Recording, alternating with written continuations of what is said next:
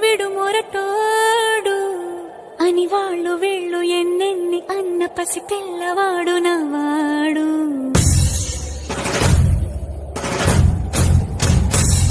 విడు ముండోడు అని ఊరు వాడ అనుకున్న గాని మహారాజు నాకు నవాడు.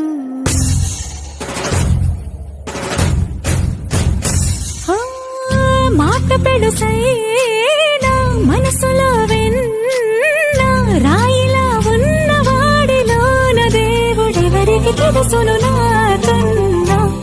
సూసేకి అగ్గిరవ్వ మాదిరి ఉంటాడే నా సావే.